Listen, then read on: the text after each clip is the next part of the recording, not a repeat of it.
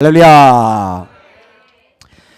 예수 닮은 사람들이 많아야 진짜 교회다운 교우죠. 그리스도인이라는 말은 그리스도라는 말 뒤에 IAN이 붙은 거예요. 예수님을 닮은 사람이란 뜻이죠.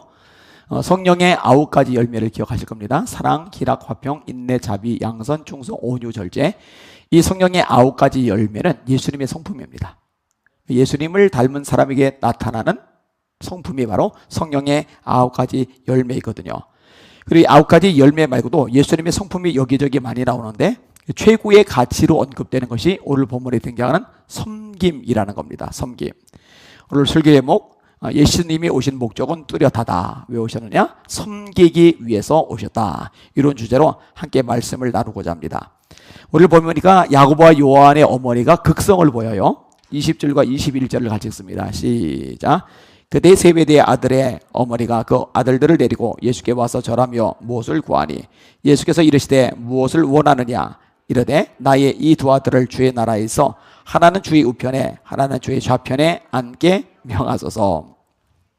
이보연 소장이라고 있어요. 아동가족상담센터 소장입니다. 숙명여대 대학원 아동심리전공이고 유니버시티 오브 미주리에서 또 콜롬비아 대학원에서 열심히 공부했습니다. 부모의 심리학이라는 책을 썼는데 그 중에 과잉보호하는 부모라는 파트가 있어요. 그 내용 좀 읽어드릴게요. 자녀의 수가 적어지면서 두드러지는 부모의 성향 중 하나가 과잉보호다. 실제로 자동차나 위험한 놀이기구, 사회적 위협 등 위해 요소가 많아지는 것도 사실이지만 아이를 과잉보호하는 부모의 태도는 이런 외부적 요소들과는 별개로 나타나는 경우가 대부분이다. 하지만 막상 과잉보호를 하는 부모들은 자신이 아이를 과잉보호하고 있다는 사실을 스스로 인지하지 못하는 경우가 많다. 남들도 다 이만큼은 한다. 남들도 다 이만큼은 한다. 생각하며 자신의 태도를 자연스러운 것으로 단정해버린다. 그러나 어느 순간 자신의 과잉보호를 깨달았다고 해서 갑자기 이제부터는 네가 알아서 해 하면서 일절 도와주지 않는 것도 현명한 처사는 아니다. 자율성은 하루아침에 만들어지는 것이 아니라 점진적인 성장 과정을 통해 형성되는 것이기 때문이다. 자율적인 행동을 시도해볼 기회도 주지 않은 채 어느 날 갑자기 그냥 해보라고 하는 것은 아이를 좌절시키는 일이다. 아이를 과잉보호하는 부모들은 대부분 걱정이 많은 사람들이다 보니 아이가 발달 과정에서 자연스럽게 경험하고 도전해 봐야 할 과제들도 못하게 하는 경우가 많다. 자전거를 타다 넘어지는 사소한 사고부터 유괴, 화재 등 안전사고에 이르기까지 아이에게 사고나 사건의 위험성을 계속적으로 각인시키면 아이는 세상은 온갖 위험한 사건으로 둘러싸여 있으며 부모를 제외한 다른 사람들은 믿을 수 없다고 생각한다. 흙에서도 놀지 마. 동물도 만지지 마. 뭐 어쩌지 마. 계속 이게 막아서는 거예요. 이게 이제 과잉보호라는 거죠. 결과적으로 아이들은 부모에게 더 의존적으로 변해간다. 또 아이를 보호하려는 부모의 의도와는 달리 쉽게 긴장하고 더 불안해하는 아이로 자랄 수 있으며 독립성 발달이 저해되고 사회성에도 문제가 생긴다. 요즘 헬리콥터 부모라는 말이 있어요. 성장을 했어요. 어른이 되었어요. 그런데도 불구하고 부모님들이 헬리콥터가 이렇게 돌듯이 아이들 위를, 자녀들 위를 맴도는 거예요. 군대 간 아들을 위해서 상관에게 전화를 한다든지, 결혼한 아들인데 그 아들 며느리에게 계속적으로 간섭을 하고 개입해 들어간다든지, 이게 결혼해서 가정을 꾸렸으면 부부가 알아서 이 일을 처리해 나가도록 이젠 스스로 독립적으로 결정을 내리고 아이들이 뭔가 해 나가도록 해줘야 되는데 이게 안심이 안 되는 거예요. 불안한 거예요. 그러니까 스스로 할 수 있는 기회를 자꾸만 박탈하는 거예요. 이게 아이들의 성장에 굉장한 마이너스가 되는 거죠. 아마 오늘 본문에 이 야고보와 요한의 어머니도 그런 타입이 아닐까 생각이 들어요. 지금 야고보와 요한은 어른이에요. 어른. 장성했단 말이에요. 그런데 예수님께 찾아와서 치맛바람을 날리고 있어요. 뭐 예수님에 대한 오해도 합니다. 주의 나라라는 말을 쓰는데 예수님이 왕이 될 거라고 생각해요. 왕국을 형성할 거라고 생각을 해요. 그리고 왕이 되시면, 왕국을 만드시면 이 주님의 나라, 주님의 왕국에서 나의 두 아들 야고보와 요한을 하나는 오른쪽에 하나는 왼쪽에 앉게 해주세요. 영의정 좌의정이 되게 해주세요. 또는 우의정 좌의정이 되게 해주세요. 이렇게 지금 부탁을 드리고 있는 거예요. 이 어머니에게는 심각한 문제가 있어요. 아이들이 자랐는데 어른이 되었는데 여전히 본인이 뭔가 도와줘야 된다고, 여전히 본인이 뭔가 개입해서 해결해 줘야 된다고 생각을 하고 있는 거죠. 또 하나의 문제점은 뭐냐면은 자기 아들들에 대한 집착 때문에 다른 사람들에 대한 배려가 전혀 없다는 거예요. 예수님의 제자가 12명이죠. 야고보, 요한은 12명 중에 2명일 뿐이에요. 그럼 나머지 10명은요? 그들은 높아지든 낮아지든 잘 되든 꼬이든 어떻게 되든 상관이 없어요. 그냥 우리 아들들만 잘 되면 된다는 거예요. 이 굉장히 이기적인 사람의 대명사가 이 세베대의 아내 야고보의 어머니인 겁니다. 깝깝한 거죠.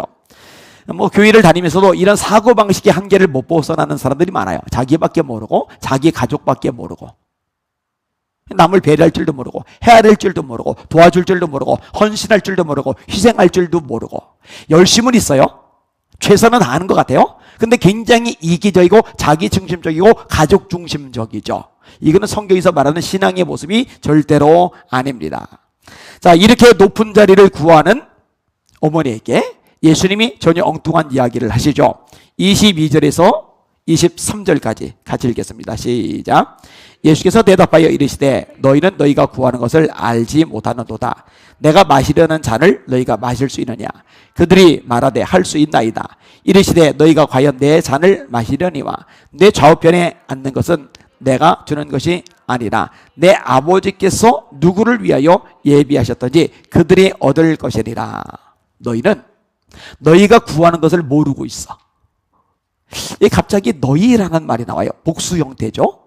지금 부탁을 한 게 누구예요? 야고보와 요한의 어머니예요.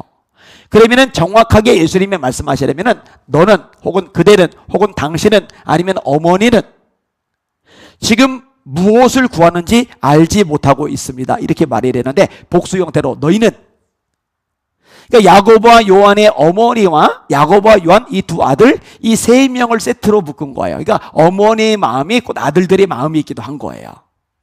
지금 무엇을 구하는지 알지 못하노다. 그리고 물어봐요. 내가 마시려는 잔을 너희가 마실 수 있느냐? 이 마시려는 잔이 뭔지 아시죠? 겟세마네 동산의 기도, 그 잔, 아버지 할만하시는 이 잔이 내게서 지나가게 없어서 그러나 내 원대로 마시고 아버지의 원대로 되기를 원하나이다. 이 잔, 너희가 내가 마시려는 이 잔, 십자가의 잔을 너희가 마실 수 있겠느냐? 십자가는 세 가지 면에서 고통이죠. 하나는 영적인 면에서 하나님에게 버림을 받아요. 예수님은 하나님과 일치된 것을 가장 소중하게 여기는 분입니다. 따라서 하나님에게 외면당하는 것보다 더 큰 고통은 없어요. 나의 하나님, 나의 하나님 어찌하여 나를 버리셨나이까? 엘리 엘리 라마 사박다니. 하나님께 버림을 받으시는 거. 인간의 모든 죄를 짊어진 이상 그 죄에 대한 심판을 받으시느라고 하나님에게 버림을 받으시는 거예요. 이게 제일 큰 고통. 두 번째로 정신적으로 엄청난 고통을 겪으시죠. 제자들에게 배신을 당합니다. 무리들에게 배반을 당합니다. 그리고 빨가벗긴 채 매달립니다. 수치죠. 부끄러움이죠. 모욕이죠. 사람들은 침을 뱉어요. 로마 군병들은 갈대로 머리통을 때립니다. 또 눈을 가리고 때린 다음에 너 선지자라면 우리 중에 누가 때렸는지 맞춰봐. 이 부분은 육체적으로 그렇게 고통스러운 건 아닐 수 있지만 모욕을 철저하게 주는 행위입니다. 헤롯의 부하들은 빛난 옷을 입혀놓고 시큰 조롱을 합니다. 그리고 빨가벗긴 채 매달려 있는 상황, 그 밑에는 여인들이 있고 어머니가 지켜보고 있어요. 이 정신적으로 극심한 고통을 겪죠. 그리고 이제 마지막 세 번째로 육신적으로 고통을 겪죠. 겟세마네 동산에서 땀이 땅에 떨어지는 핏방울이 될 만큼 기도를 하셔요. 두 번째로 안나스에게 신문을 받으세요. 저는 제사장, 가야바 시림 제사장의 장인 어른입니다. 그 다음에 이 안나스의 사위인 현 제사장 가야바에 의해서 신문을 받으세요. 네 번째로 이 가야바가 예수님을 빌라도에게 내줘서 빌라도에게 신문을 받으세요. 이 빌라도가 예수님을 헤롯에게 보냅니다. 헤롯이 예수님을 궁금해했거든요. 그래서 이 빌라도가 헤롯과 두 사람은 원수 관계였는데 예수님을 조롱하는 것에 마음이 일치가 되면서 둘이 당일에 친구가 되었다 묘사를 해주고 있죠. 그 다음에 다시 빌라도에게로 돌아갑니다. 그 다음에 로마 군인들에게 내주고 이 군인들이 예수님을 채찍질을 합니다. 그리고 예수님이 이제 십자가를 짊어지고 골고다 언덕을 오르셔야 되는데 이미 너무 극심한 육체적 고난을 당하신 거예요. 뺑뺑이 돌면서 신문 당하고 매 맞고 하느라고 진이 이미 다 빠진 거예요. 겟세마네 동산의 기도에서부터 이미 진이 빠졌는데 그 이후에 일련의 과정을 거치면서 완전히 에너지가 고갈이 된 겁니다. 잔인한 로마 군인들이 볼 때 인정머리 없이 짊어지고 올라가게 할 만한데 그렇게 진행할 경우 예수님의 몸 상태, 체력 상태가 십자가를 짊어질 여건이 안 되는 게 보이는 거예요. 그러면 처형이 늦어져요. 처형이 늦어지면 본인들이 마무리 지는 시간이 늦어진단 말이에요. 그래서 로마 법에 따라서 누군가 붙들어서 억지로 오리를 가도록, 물건을 지고 가도록 명령할 권한이 로마 군인에게 있거든요. 그래서 예수님이 억지로 오리를 가고자 하는 자에게 심리를 동행하라, 이 말씀을 괜히 하신 게 아니라 그 당시의 문화, 그 당시의 법 테두리에서 이야기를 끄집어내신 겁니다. 법에서 요구하는 것 이상으로 해주라는 얘기죠. 그래서 구레네 사람 시몬이 지나가는 것 붙잡아다가 네가 십자가죠, 느닷없이 벼락을 맞은 거죠. 그래서 십자가를 짊어지고 올라가고 예수님은 맨몸으로 끙끙거리며 올라가신 다음에 못이 바뀌시고 매달리시는 겁니다. 이게 영적으로 이렇게 고난당하시고 정신적으로 고난을 당하시고 육체적으로 고난을 당하셨어요. 이게 십자가의 잔이에요. 너희가 내가 마시는 잔, 이 십자가의 잔을 마실 수 있느냐? 예수님 지금 그걸 물어보고 계시는 거예요. 그랬더니 베드로와 요한이 대답을 해요. 예, 마실 수 있나이다. 사실은 마시는 게 맞아요. 예수님이 우리에게 고난을 먼저 당하는 것을 보여준 것은 우리도 예수님의 고난의 자체를 따라오게 하려 하심이라고 성경은 말씀하고 계시기 때문입니다. 그리고 실제로 기독교의 역사는 이 고난과 수치, 또 조롱과 멸시, 순교, 이 과정을 통해서 하나님의 복음이 땅끝까지 선포되도록 사용된 역사입니다. 순교의 피 위에서 교회가 부흥했고 순교의 피 위에서 하나님의 나라가 확장된 것이 바로 기독교의 역사이기 때문입니다.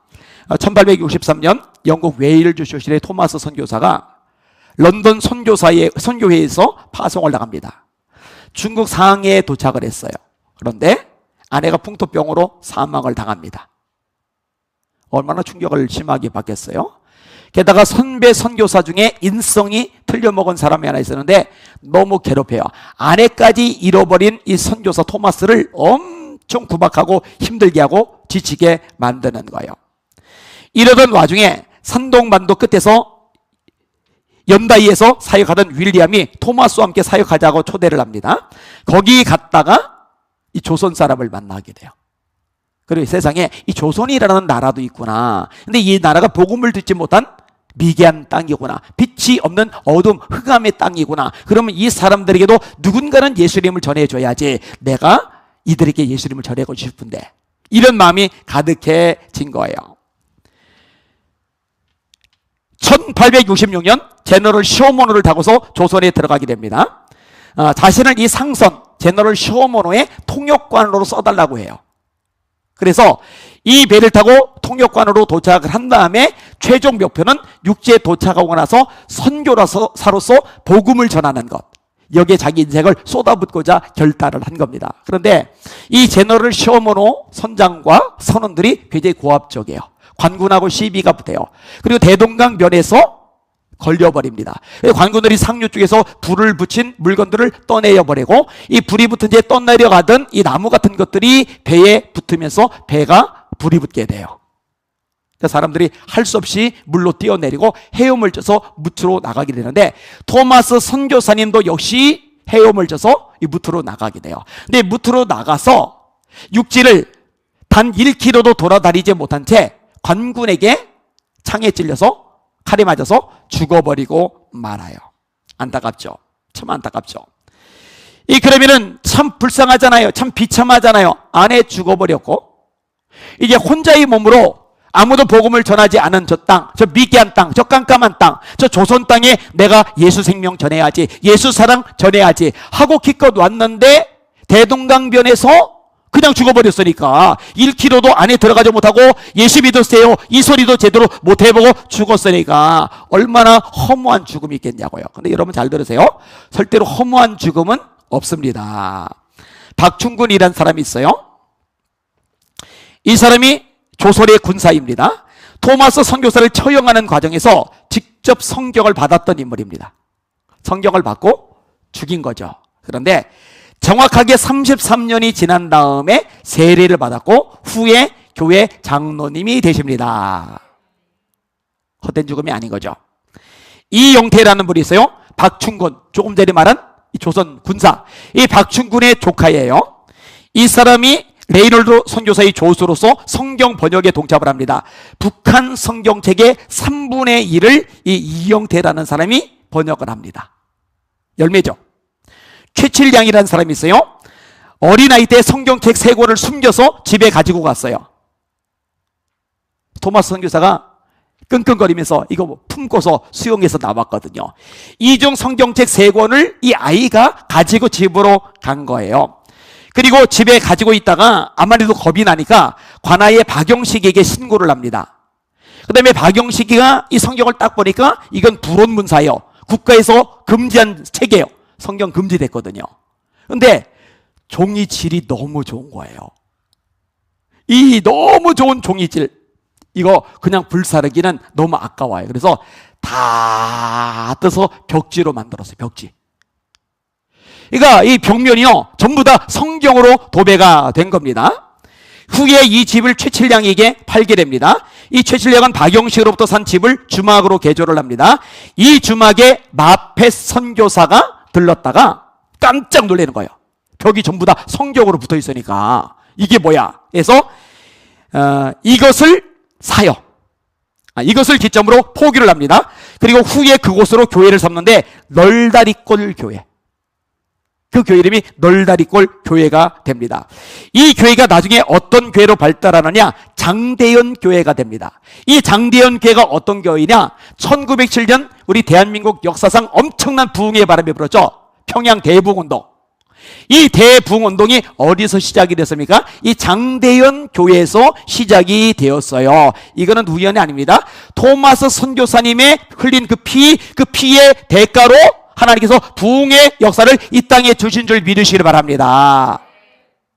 예수님이 요한복음 12장에 말씀하세요. 한 알의 밀이 땅에 떨어져 썩지 아니하면 한 알 그대로 있고 썩으면 많은 열매를 맺느니라. 저 양화진의 순교자들의 묘지가 많단 말이에요. 어린아이의 무덤들도 많단 말이에요. 그들의 핏값 위에 한국교회가 이만큼 섰다는 거 잊지 마시기를 주님의 이름으로 축원합니다.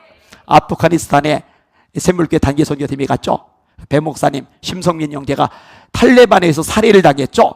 참 비참하네, 불행하네. 우리나라에서도 막 욕하고, 그때 우리나라 국민들 중에 못된 신보 가진 사람들이 그 탈레반들에게 어떻게 그 보냈는지 이메일을 보내가지고 그 이메일 내용이 그들이 죽임을 당한 기본 동기였다는 거 아셔요? 참 못된 성향이 좀 있어요, 우리나라 사람들한테 이런 거 보면은요, 그죠? 근데 여러분, 거기까지 가가지고 그렇게 비참하게 젊은 목숨을 잃었는데 아깝다, 허무하다, 절대로 그렇지 않습니다. 그 순교의 피가 나중에 9월의 열매로 맺혀질 거 깨달으시길 주님의 이름으로 축원합니다. 창끝이란 영화 알잖아요. 아우카 부족에 갔던 짐 엘리엇을 포함한 젊은이들, 말씀을 제대로 전해하지도 못한 채 젊은 나이에 죽임을 당했지만 그 아내가 또다시 그 땅을 찾아갔고 결국 그 부족원들이 복음을 듣고 예수님을 믿게 되고 이 엘리엇 선교사를 죽였던 사람이 주의 종이 되었다는 거. 순교의 피 위에 하나님의 역사가 일어나는 겁니다. 다시 말합니다. 한 알의 밀이 땅에 떨어져 썩지 아니하면 한 알 그대로 있고 썩으면 많은 열매를 맺나니라. 이제 중요한 것은 저와 여러분들의 삶의 태도인데 주님의 잔을 기꺼이 따라 마실 수 있는 저와 여러분들 되시기를 주님의 이름으로 축원합니다. 좋은 것, 편한 것, 안락한 것, 보장된 것, 넉넉한 것, 풍요로운 것, 박수받는 것, 인기 누리는 것, 사람들에 의해서 높여지는 것, 이런 건 좋은데 고난당하고 외롭고 힘들고 지치고 쪼들리고 욕먹고 매맞고 감옥에 갇히고 피를 흘리고 이런 거는 아주 싫어하는, 이거는 그리스도인의 모습이 절대로 아니라고 성경은 명백하게 말씀하고 있거든요. 예수님을 따라가는 사람들은 영광을 얻기 위해서 고난도 받아야 할지니라라고 성경은 분명히 말씀하고 있는데, 사랑하는 여러분들, 그리고 온라인으로 예배드리는 여러분들은 고난의 자체도 기꺼이 따라가실 수 있기를 예수님의 이름으로 축원합니다. 은평제일교회가 지금 어려움을 겪고 있어요. 목사님도 병원에 계시고 사모님은 또 다른 병원에 계시고, 교회는 아까도 통화를 나눴는데 언제 풀릴지를 몰라요. 보통 확진자가 나오면은 2주 지나면은 열어요. 이것도 불공정하죠. 왜냐? 일반 다중시설, 뭐 홈플러스, 이마트, 포스트코, 그다음에 롯데마트, 백화점 이런 데는 확진자가 나와도 소독하고 다음날 문 여는데 교회만 2주를 폐쇄를 하니까 공정하지 않아요. 근데 이것조차도 공정하지 않은데 은평제일교회는 2주간이나 오늘까지 3주째. 그러면 다음 주는 열리느냐? 다음 주도 안 열려요. 그 다음 주는 열리느냐? 그 다음 주도 안 열려요. 구청에서 이제는 문 열어도 돼 라고 말할 때까지 무기한, 이렇게 돼 있는 거예요. 괘씸죄에 걸린 거죠. 예배 회복을 위해서 열심히 목숨 걸고 싸우니까, 예자연의 실행위원으로서 정말 전력투구를 하고 있으니까 미운 거죠. 고가운 거죠. 그런데 여러분 잘 들으세요. 이런 고난, 이런 시련, 이런 눈물, 이런 외로움, 이런 힘겨움, 이런 불이익이 절대로 손해가 아니라 주님을 위한 흔적이라는 거 깨닫고 오히려 감사하실 수 있기를 주님의 이름으로 축원합니다. 예수님이 뭐라고 하세요? 의를 위하여 박해를 받은 자는 복이 있나니 천국이 그들의 것입니다. 나를 인하여 너희를 욕하고 핍박하고 모든 거짓으로 너희를 거슬려 온갖 악한 말을 할 때는 기뻐하고 즐거워하라. 하늘에서 너희 상이 크밀이라. 너희 전에 있던 선지자들도 이같이 박해하였느니라. 사도들이 매를 맞았어요. 피투성이가 되었어요. 소독도 못했어요. 끙끙거리면서 앓는 소리하고 나와야 되는데, 성경은 말씀합니다. 이 이름, 예수 이름을 위하여 능력받는 자로 합당히 여기심을 기뻐하면서 공의 앞을 떠나니라. 이 시간 예배드리는 여러분들, 온라인 예배자들도 마찬가지입니다. 예수 전하는 것, 전도 때문에, 주님께서 맡기는 사명 감당하는 것 때문에 불이익당하고 욕먹고 힘들고 외로워지고 지치고 손해보고 이런저런 고통과 아픔을 경험하게 되거든요. 하나님의 말씀 그대로 기뻐하실 수 있기를 주의 이름으로 축원합니다. 야, 이거 상급이 지금 무지막지하게 쌓여가는구나. 야, 이거 대박이다, 대박. 진짜 이렇게 축복된 길을 열어주시다니 하면서 감격해 하실 수 있는 저와 여러분들 되시기를 예수님의 이름으로 축원합니다. 자, 야고보와 요한이 마실 수 있습니다. 예수님이 그래, 너희가 과연 내 잔 마실 거야. 근데 진짜로 마셔요. 여러분, 야고보와 요한은 완전히 극과 극의 고난을 당하죠. 야고보는 12사도 중에 제일 처음으로 목숨을 빼앗깁니다.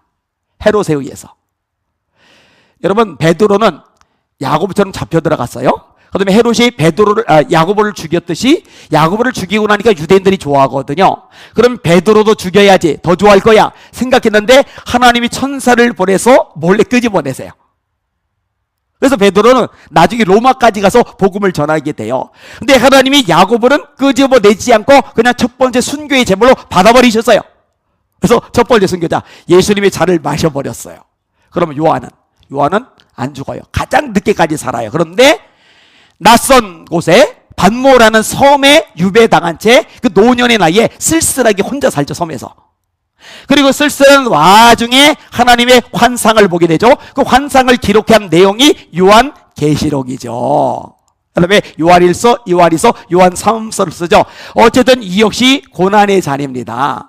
이 야고보는 제일 먼저 죽음으로써 이 고난의 잔을 마시고, 요한은 가장 늦게 혼자까지 계시록을 받았으면서 고난의 잔을 마시는데, 결국 예수님이 말씀하신 대로 이들도 그 고난의 잔을 마시게 되는 거죠. 자, 더 살펴볼게요. 자, 이 두 명, 어머니까지 동장했잖아요. 이렇게 해서 예수님의 양쪽 자리를 구한다는 소식을 10명의 제자들이 들었어요. 이 10명의 제자들이, 아이고, 뭐 그렇게 그 자리에 앉겠다고 그래, 니들 앉아라, 이러면 좋을 텐데 아니에요. 10제자가 듣고 그 두 형제에 대하여 분이 여기거를. 여러분, 성경에 보면은요, 분노가 다양해요. 모든 분노를 다 나쁘게 말하지는 않아요. 마틴 루터가 종교개혁을 일으켰죠. 1517년에 로마 교황청이 타락했죠. 레오 10세가 성베드로 성당을 짓다가 돈이 딸리니까 면죄부를 대중에게 판매하기 시작을 합니다. 네 부모, 형제, 친구들, 친척들이 여러 불구덩이에서 고생을 하는데 돈만 내.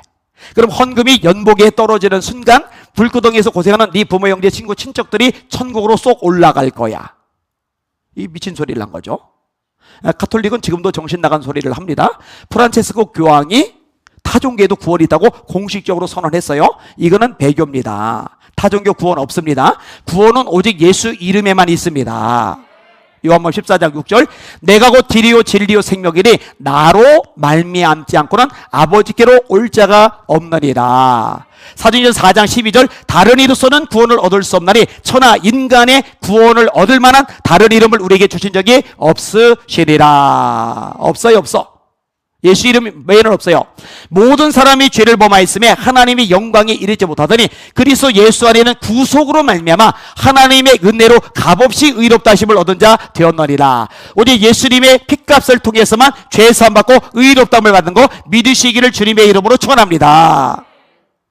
자, 다시 원점 돌아가서 예수 믿지 않아도, 거듭나지 않아도 면죄부원금에 돈을 내면 천국 가. 이 마틴 루터가 비텐베르크 성 문짝에다가 95개조 반박문을 붙이죠.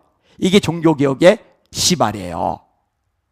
근데 마틴 루터에 대해서 이렇게 묘사합니다. 본인이 고백한 거요. 나는 분노함으로 더 능력 있게 설교할 수 있다. 나는 분노함으로 더 능력 있게 설교할 수 있다. 이 분노는 인간적인 감정의 표출이 아니라 하나님의 진로를 훼손하고 하나님의 말씀을 짓밟고 예수의 십자가의 죽음을 하찮게 무너뜨리는 이 거짓된 교리, 이 거짓되고 왜곡된 가르침에 대해서 분노하는 거예요.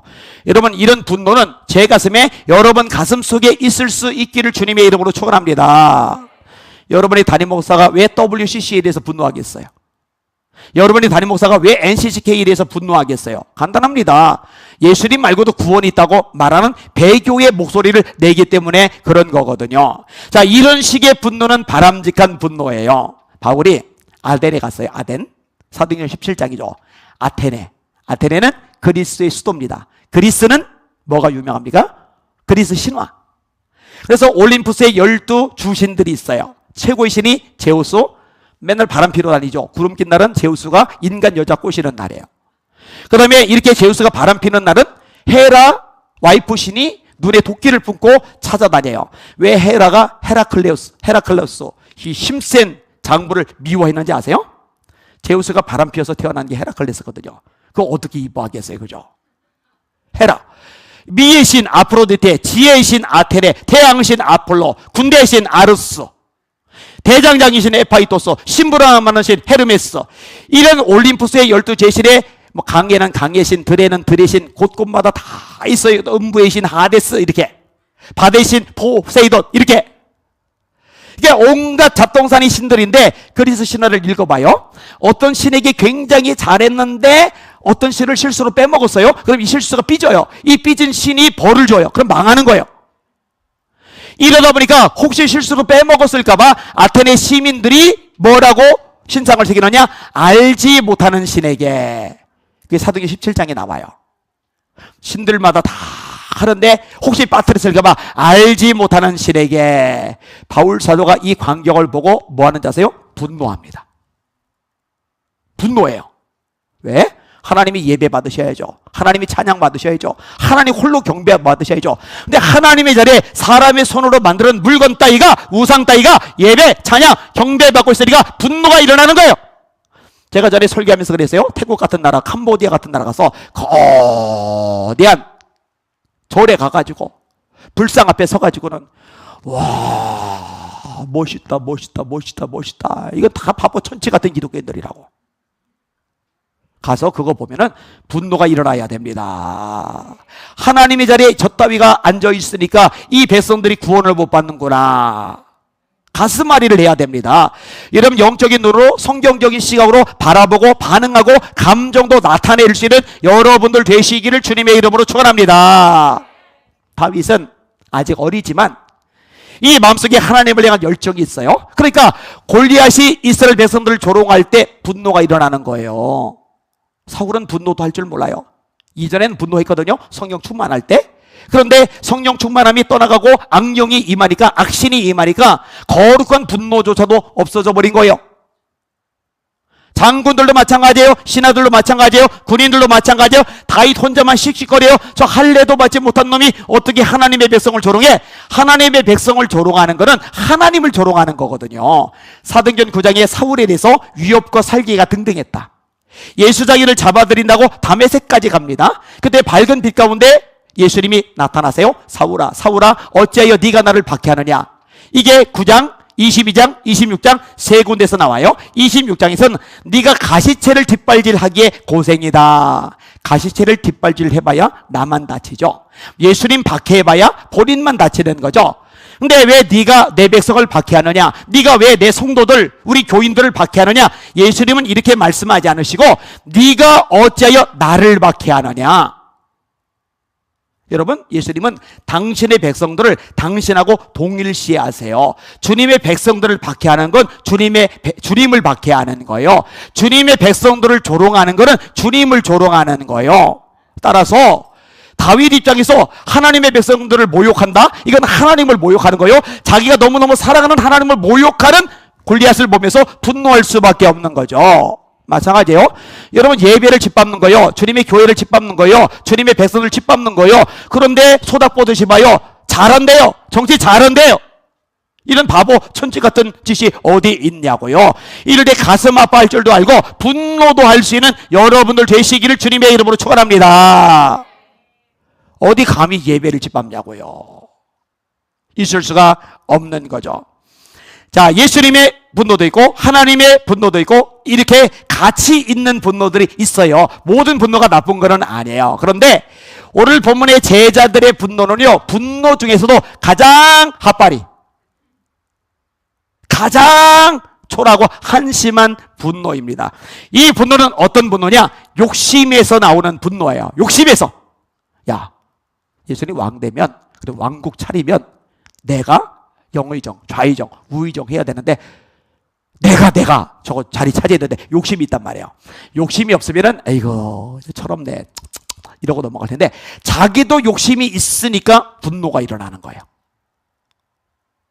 여러분 가만히 보세요. 교회에서 성질 부리고 분노하는 사람들 가만히 보면은 욕심이 많은 사람들이에요. 욕심이 많은 사람들. 욕심이 없는 사람들은 분노 잘 안 합니다. 사람마다 듣기는 속히 하고 말하기는 더디하며 성내기도 더디하라. 사람의 성내는 것이 하나님의 의를 이루지 못함이니라. 이 말씀 명심 또 명심하시기를 주님의 이름으로 축원합니다. 이 제자들의 분노는 욕심에서 나오고 또 하나 시기에서 나오는 분노입니다. 왜 저놈들이 선수 친 거야? 저 내가 먼저 말했어야 되는데, 내가 먼저 이야기했어야 되는데, 내가 먼저 끄집어냈어야 되는데 왜 저놈들이 게다가 엄마까지 동원해? 안타깝죠. 예수님이 최측근들이 지금 예수님은 십자가를 향해 한 걸음 한 걸음 뚜벅뚜벅 가시는데 글쎄 시기 때문에, 글쎄 욕심 때문에 분노가 막 일어나가지고 씩씩거리면서 막 흥분해가지고 난리를 치고 있는 거예요. 근데 여러분 지금도 제가 볼 때 똑같아요. 이제는 예수님의 재림이 가까운데 주님의 재림을 염두에 둔다면요, 지금 내가 주님 앞에 거룩해지는 게 초점이 되어야 돼요. 예수 닮는 게 초점이 되어야 돼요. 한 사람이라도 구원받아서 예수 믿게 만들려고, 그래서 구원의 열매들과 더불어 예수님 영접하는 거, 여기에 초점이 맞춰져야 돼요. 그런데 뭐 무슨 자리 뭐 어쩌고 저쩌고 이런 것 때문에 욕심, 그리고 이런 것 때문에 시기 질투하고 거기서 분노하고 화내고 싸우고 소송 벌이고, 제가 여러분들보다 조금 더 잘 알거든요. 이런 속사정들에 대해서. 그럼 나는 속상한 거예요. 야, 주님 진짜로 가슴 아프시겠다. 결심하고 또 결심하는 거예요. 아니면 너는 절대로 저런 짓 하지 말자. 저런 짓 하지 말자. 몰라요. 아직은 제가 젊어서 감투 욕심이 없는지 몰라요. 혹시 60 중반쯤 더 먹으라면 욕심이 드륵드륵 붙어가지고 그냥 총회장은 아니와니가 해야 돼. 아니가 안 하면 안 돼. 이럴지도 몰라요. 그죠? 그럼 그때는 여러분들이 저를 바지가랑이 잡고서 목사님 왜 이렇게 변질돼 싸웁니까? 하고 뜯어 말리셔야 돼요. 본질은, 교회 본질은 영원 구원에 있습니다. 수없이 반복하죠. 따라합시다. 교회는 유람선이 아니다.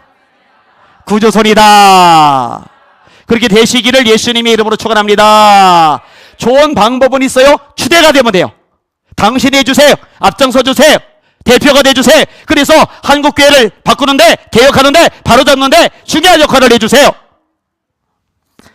감사하게도 심화보 목사님이 총회장 되려고 막 끌어들이진 않았어요. 제가 그 과정을 알아요. 주변에서 해주세요. 그리고 된 거예요. 이런 면에서 제가 귀하게 생각하는 부분이 있는 거죠. 조금 다른 차원이 있잖아요.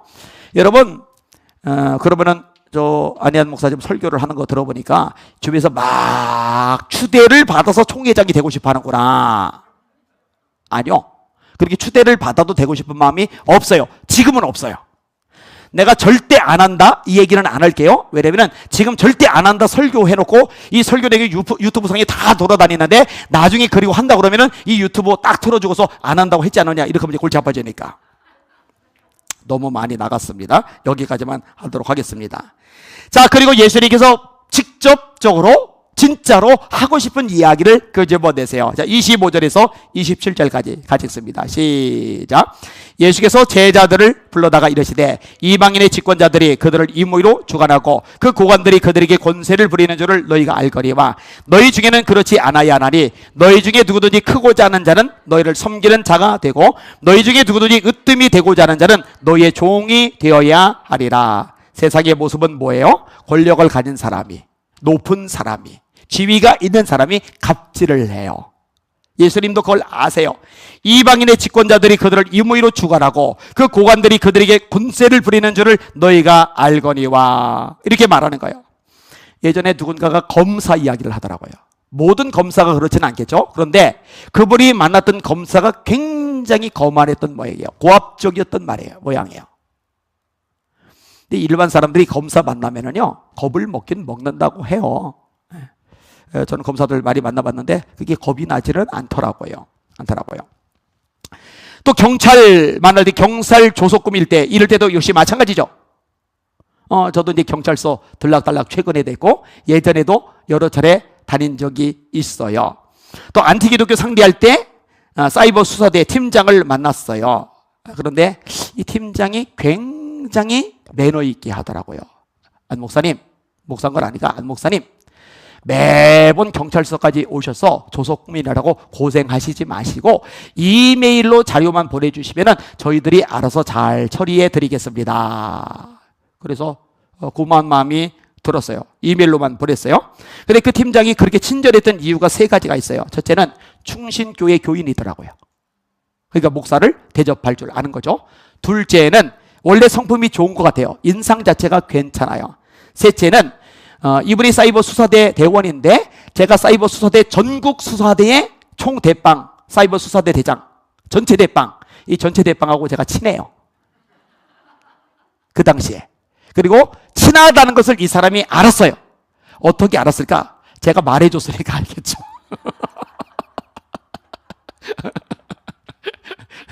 교회 교인인데다가 성품도 좋아 보이는 데다가 근데 제일 중요한 건 이 세 번째 항목이었던 것 같아요. 전체 제일 높은 대빵이 저하고 친분이 있다고 그러니까 어쨌든 제가 고생 안 하고 조서를 꾸몄고 그리고 검사에게로 넘어갔고 재판장 판사에게 넘어갔고 그 다음에 6번 결판이 나왔는데 6번 전부 다 제가 승소를 했어요.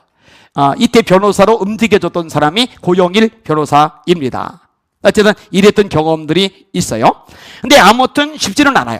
제가 한 번은 좀 불미스러운 일도 유치장에 갇힌 적이 있어요. 요즘 얘기하기 창피한데 아내하고 차를 타고 가는데 술 친 사람이 앞을 가로막고 안 비키는 거예요. 그래서 비키세요 하고 살짝 이렇게 하면 빵 하잖아요. 이렇게 말고 이렇게 하면 빵 하잖아요.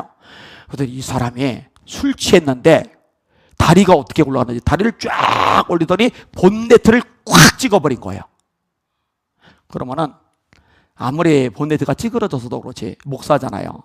그래, 난 목사다 하고 점잖게 타일러야 되는데 찌그러지는 걸 보는 순간 뛰쳐나가서 한 대 때렸잖아요.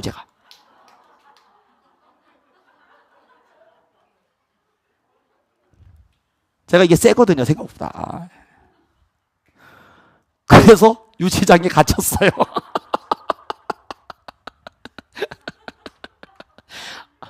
제가 밤새도록 유치장에 갇혀있는 동안에 아내는 집에 못 가고 그때 차 안에서 잤죠. 차에서 밤을 새면서 이제 기다리고.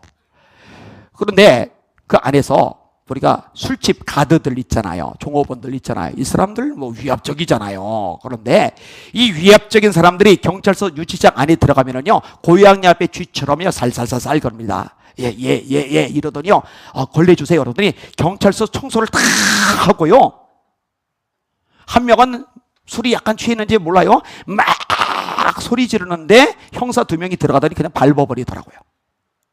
그런데 저한테는 사실 깍듯하게 했어요. 그때 깍듯하게 한 이유는 목사라서 깍듯하게 한 게 아니라 제가 시민단체 대표직을 가지고 있거든요. 그리고 경찰들은 시민단체 대표를 무서워해요. 함부로 건드렸다면 뒤탈이 나거든요. 그래서 깍듯하게 하고 하룻밤 유치장에서 자고서 나오는 날 경찰서장한테 인사시켜줘가지고 서장하고 인사를 하고 나오는데 속으로 이걸 왜 인사시키냐.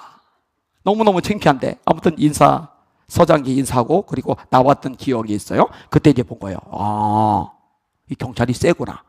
이 센 경찰이 검찰청 가서 검사를 앞에는 또 설레설레 기고. 이게 세상이죠. 이게 세상 구조죠. 세상은 이렇다. 힘이 있는 자, 권력을 가진 자, 돈이 있는 자, 지위가 있는 자, 뭔가 막강한 대단한 폼나는 뭔가를 가진 자가 임의로 지시하고 명령하고 군림하고 지배한다. 그런데 너희는 나를 따르고 나를 믿는 너희는 아니다. 너희는 절대로 그렇지 않다. 너희 중에는 그렇지 않아야 하나니. 너희 중에 누구든지 크고자 하는 자는 너희를 섬기는 자가 되고 너희 중에 누구든지 으뜸이 되고 하는 자는 너희의 종이 되어야 하리라. 이 종이 된다는 말 굳은 일을 하는 거죠. 험한 일을 하는 거죠. 남이 하기 싫은 일을 하는 거죠. 그게 종이잖아요. 너희들은 달라. 세상 사람과 달라. 아무리 배경이 있어도, 아무리 돈이 있어도, 아무리 권력이 있어도, 아무리 지위, 배경, 백그라운드가 대단해도 너희는 세상 사람들처럼 군림하려고 하지 말고 종이 되어야 돼. 그게 진짜 나를 따르는 사람의 모습이야. 이 말씀을 듣는 여러분들은 여러분의 위치가 아무리 좋더라도 여러분만 못한 사람들이 있는 것처럼 보인다 하더라도 그들을 주님을 대하듯이 대할 수 있는 주님의 종들 되시기를 예수님의 이름으로 축원합니다. 사실 예수 믿는 사람들만 이렇게 살아도 많은 게 달라질 거예요. 여러분, 어둠과 빛은 달라요. 빛은 어둠 속에서 진가를 더 드러내요. 지금 세상은요 완전히 갑질 문화가 보편화된 세상입니다. 아파트 평수 따라 사람 차별하는데 이게 아이들에게까지 내려와서 어린 아이들이, 그 초등학생들이 이 아파트 평수 따라 친구를 왕따시킨다니까요. 아파트 경비들이 작은 아파트 사는 아이들이 좀 더 평수 큰 아파트 놀이터에 못 들어오게 철문을 막아놓는다니까요. 사람 신문을 한다니까요. 검색을 한다니까요. 너 여기 이 동네 아이, 이 동 아이 아니잖아. 이런다니까요. 이게 뭔 망조예요. 이건 나다가 미쳐 돌아가는 거예요. 그런데 예수 믿는 사람이 얼마나 많아요. 예수 믿는 사람들만이라도 이렇게 하지 않고 모든 사람을 하나님의 형상과 모양대로 지음받은 존귀한 백성들로 알고 가치 있게 여기고 주님의 사랑, 주님의 자비, 주님의 긍휼, 주님의 마음, 주님의 심장 가지고 다가가고 따뜻하게 대할 수 있다면 얼마나 많은 게 달라질까. 어둠 속에서 빛이 드러나듯이 이 갑질하는 문화가 판치는 세상에서 기독교인들의 모습이 찬란하게 드러날 텐데 사실은 기독교인들도 똑같은 경우가 없지 않아 있거든요. 아니, 많거든요. 여러분, 이 말씀 듣는 여러분들은 절대로 그러지 맙시다. 절대로 그러면 안 됩니다. 간혹 가다 보면은요, 큰 교회 담임 목사가 작은 개척교회 목사를 이렇게 가볍게 여기는 이런 모습도 없지 않아 있어요. 그거는 죄입니다. 이건 철저한 죄입니다. 그럴 자격을 하나님은 어느 누구에게도 주신 적이 없어요. 자, 예수님이 결론적으로 말씀하세요. 인자가 온 것은 내가 왜 왔는 자로? 예수님이 오신 목적 뚜렷하죠. 인자가 온 것은 섬김을 받으려 함이 아니라 도리어 섬기려 하고 자기 목숨을 많은 사람의 대속물로 주려 함이니라. 만왕의 왕 만대이죠. 천군 천사가 경배하시는 예수님, 그분은 이 땅에 왜 오셨느냐? 왜 사람의 몸을 입고 오셨느냐? 간단해요. 섬기러 오셨다는 거예요. 그 섬김의 정점이 뭐예요? 십자가의 죽음. 많은 사람의 대속물로 죽기 위해서 오셨다는 거예요. 그래서 성경은 우리에게도 말씀합니다. 너희 안에 이 마음을 품어라. 곧 그리스도 예수의 마음이니 그는 근본 하나님의 본체시나 하나님과 동등됨을 취할 것으로 여기지 않으시고 오히려 자기를 비워 종의 형체를 가지사 사람들과 같이 되었고 사람의 모양으로 나타나셨으며 자기를 낮추시고 죽기까지 복종하셨으니 그 십자가에 죽으심이라. 이렇게 낮추신 예수님, 예수님의 마음을 너희도 가져야 된다. 사랑하는 여러분들, 예수님의 마음을 품으실 수 있기를 주님의 이름으로 축원합니다. 요한복음 13장, 예수님이 허리에 수건을 두르셨죠. 대야에다가 물을 담으신 다음에 한 명씩 와라 그러더니 발을 씻기세요. 베드로가 또 튀죠. 제 발은 못 씻깁니다. 내가 네 발을 씻기지 않으면 너랑 나랑 상관없는데 베드로가 그러면 목욕시켜 주세요. 보통 사람들은 그렇게 말 안 합니다. 어떻게 목욕시켜 달라고 다 큰 성인이. 베드로니까 그런 요구를 하는 거예요. 목욕시켜주세요. 그랬더니 이미 목욕한 자는 발밖에 씻을 것이 없다. 이 12명 다 씻겼어요. 이 베드로 때문에 꼭 이게 시간이 더 늘어나는 거예요, 이게. 자, 그 다음에 예수님이 말씀하세요. 너희가 나를 주 또는 선생이라니 너희 말이 옳도다. 내가 주 또한 선생이 되어 너희 발을 씻겼으니 너희도 서로 발을 씻기는 것이 마땅하니라. 내가 너희에게 행한 것 같이 너희도 행하게 하려 하여 너희에게 본을 보였노라. 팔레스틴은 건조합니다. 먼지가 많아요. 지금처럼 양말 안 신어요. 구두 같은 거, 운동화 같은 거 안 해요. 맨발에 먼지 나는 길바닥을 슬리퍼 같은 거 신고 돌아다녀요. 그럼 발이 뿌옇게 아주 더럽게 그렇게 된단 말이에요. 그러면 아이고 이 더러운 발, 아이고 이거 냄새 나는 발, 이게 아니라 섬기는 자는 그렇게 하는 게 아니에요. 그게 아니라 냄새가 나기 때문에, 더럽기 때문에 내가 허리를 숙이고 내가 물을 묻히고 내가 수건을 두르고 내가 찬물에 손을 담가서 그 발을 닦아주는 거예요. 이게 섬기는 거예요. 내가 주 또한 선생이 되어 너희 발을 씻겼으니 너희도 서로 발을 씻기는 것이 마땅하니라. 자, 교회 성도 중에 누군가가 냄새가 나요, 허물이 있어요, 지저분해요, 더러워요, 문제가 분명히 보여. 틀린 게 아니에요. 틀렸어요. 맞아요. 그런데 그러면은 그걸 보고 왜 이 모양이야? 발 닦고 와. 이게 아니라 내 허리를 숙여서 내 손에 물을 적셔서 그 사람을 씻어주는 거. 이게 예수님의 모습이고 우리는 그 모습을 닮아가야 된다는 거예요. 우리도 그렇게 해야 되기 때문에 예수님이 본을 보여주셨다는 거예요. 그걸 뭐라고 한다고요? 섬김이라고 하는 거예요. 그러니까 진짜 예수 잘 믿는 사람은요, 폼 잡는 사람이 아니고 잘 섬기는 사람이에요. 진짜 예수 잘 믿는 사람은요, 고압적이고 교회에서 영향력 있는 장로님, 권사님, 집사님 소리 듣는 게 아니고요, 다른 사람들을 잘 섬겨주는 사람이 진짜 주님 보시기에 멋진 사람, 성숙한 사람, 예수 닮은 사람이라는 거 잊지 마시기를 주님의 이름으로 축원합니다. 지금 은평제일교회 성도님들이 얼마나 가슴앓이를 하겠어요? 아까 한 성도 은평제일교회에서 두 분이 예배를 드려요. 거기서 예배를 못 드리니까 여기 와서 예배 드리는데 두 분 다 장애를 가지고 계세요. 한 분은 휠체어를 타셨고 한 분은 다른 쪽에 장애가 있으세요. 근데 휠체어를 타신 분이 심한보 목사님 얘기를 끄집어내는데 우리 목사님 하면서 막 울어요. 오늘 내 마음이 얼마나 짠한지. 그래서 그랬어요. 그렇죠 성도님, 내 마음도 이렇게 아픈데 같은 교회 성도님 마음은 얼마나 아프겠어요.